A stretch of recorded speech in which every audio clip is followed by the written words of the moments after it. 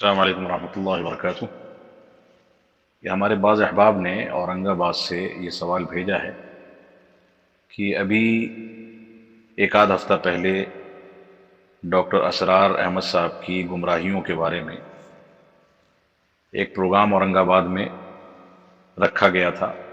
جس کو بعض لوگوں کی شرپسندی نے بعض ایسے لوگوں کے ساتھ مل کر کے جو اخوان المسلمین اور جماعت اسلامی کے نہج پر کام کرتے ہیں، اپنی جماعت کے بعض لوگوں نے مل کر کے جماعت اسلامی کے لوگوں کے ساتھ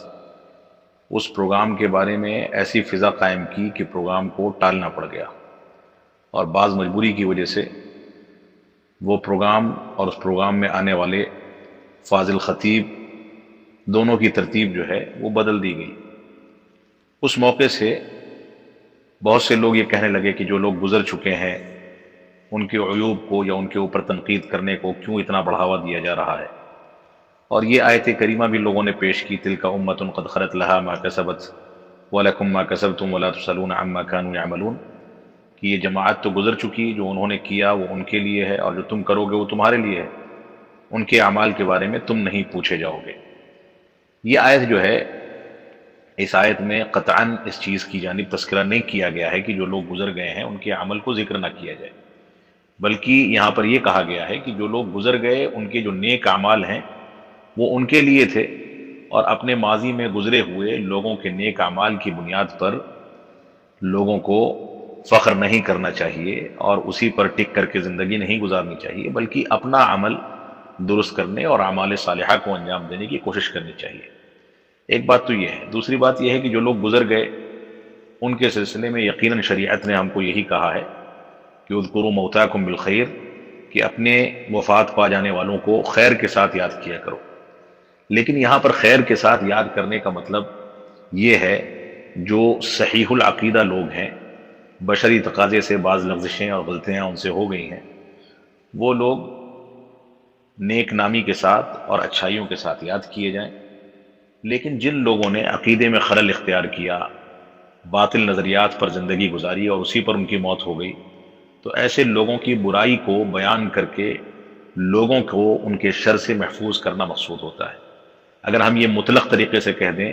کہ جو لوگ گزر گئے ہیں ان کی برائیوں کو کوریدنے کا کوئی فائدہ نہیں ہے، تو اسلام کا پورا ڈھانچہ ہی منہدم ہو جائے گا۔ صحابہ اکرام کے دور سے لے کر کے آج تک علماء جرح و تعدیل کا پورا ضابطہ جو ہے وہ اسی پر مبنی ہے۔ محدثین نے اسی جرح کی وجہ سے، اسی تنقید کی وجہ سے بے شمار محدثین نے اپنے سگے بیٹے کو کسی نے کذاب کہہ دیا، کسی نے اپنے باپ کو ناقابل اعتماد قرار دیا، کسی نے اپنے استاذ کو ناقابل اعتماد قرار دیا۔ تو یہ جرح جو ہے، یہ تنقید جو ہے، یہ تو امر بالمعروف اور نہی عن المنکر کا بنیادی حصہ ہے اور بنیادی فریضہ ہے، اس کو کسی بھی صورت میں نظر انداز نہیں کیا جا سکتا ہے۔ اور جو لوگ غلط عقیدے پہ، باطل نظریات پر موت پاتے ہیں، ان کی برائیوں سے اور ان کے شر سے محفوظ رکھنے کے لیے لوگوں کے سامنے ان کے شر کا تذکرہ کرنا ضروری ہے۔ اللہ رب العالمین کا فرمان ہے بنو اسرائیل کے بارے میں، کانوا لا یتناہون عن منکر،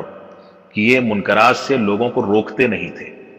تو اور منکرات میں سب سے بڑھ کر جو منکر ہے وہ عقیدے کا فساد ہے، منہج کی خرابی ہے، صحابہ کرام کے طریقے کی مخالفت ہے، اللہ کے نبی صلی اللہ علیہ وسلم کے احکامات کی مخالفت ہے۔ ڈاکٹر اسرار صاحب یا اس طرح کے جو لوگ بھی ہیں، انہوں نے یقیناً گمراہیوں کے سلسلے گمراہیاں اپنائی ہیں اور غلط انداز کے عقائد کو دنیا کے سامنے پیش کیا ہے۔ لہٰذا ان سے بچنے اور ان کے شر سے بچنے کے لیے ہمارے لیے ضروری ہے کہ ہم ان کے شر سے لوگوں کو متنبہ کریں۔ اگر ہم یہ کہیں گے کہ مر جانے والے لوگوں کی برائیاں بیان نہ کی جائیں مطلق طریقے سے، اور اس میں عقیدے کی خرابی کو بھی نظر انداز کر دیا جائے گا، تو علماء جرح و تعدیل کا پورا سلسلہ، احادیث نبویہ کا پورا ذخیرہ یہ مشکوک ہو کر کے تباہ و برباد ہو جائے گا۔ یہ شبہات پیدا کرنے والی بات ہے۔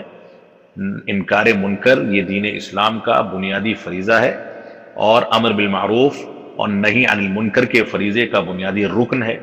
اور انکار منکر کے بغیر کوئی بھی داعی یا کوئی بھی عالم دین مکمل عالم یا داعی ہو ہی نہیں سکتا ہے۔ بلکہ موجودہ پرفتن دور میں جب شر و فساد ہر جانب پھیلے ہوئے ہیں، ایسے دور میں انکار منکر کی اہمیت اور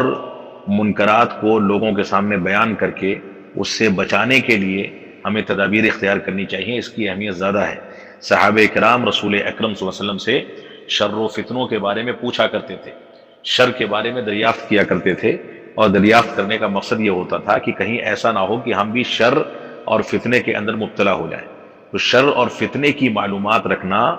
اور شر و فتنہ پھیلانے والوں اور غلط عقیدے کی ترویج کرنے والوں سے لوگوں کو متنبہ کرنا، یہ شر اور فتنے اور ہر قسم کے باطل عقائد اور باطل نظریات سے اپنے آپ کو بچانے کا بنیادی ذریعہ ہے۔ اس کے بغیر منہج سلف بھی مکمل نہیں ہو سکتا، اسلام کی دعوت کی بھی تکمیل نہیں ہو سکتی، اور نہ اس کے بغیر علماء کرام اپنا عالم ہونے کا حق ادا کر سکتے ہیں، اور نہ اس کے بغیر اسلام کی بنیادیں مکمل کی جا سکتی ہیں۔ اس وجہ سے ہم کو اس سلسلے میں غور و تدبر کرنا چاہیے۔ اللہ رب العالمین ہم کو اس بات کی توفیق عطا فرمائے۔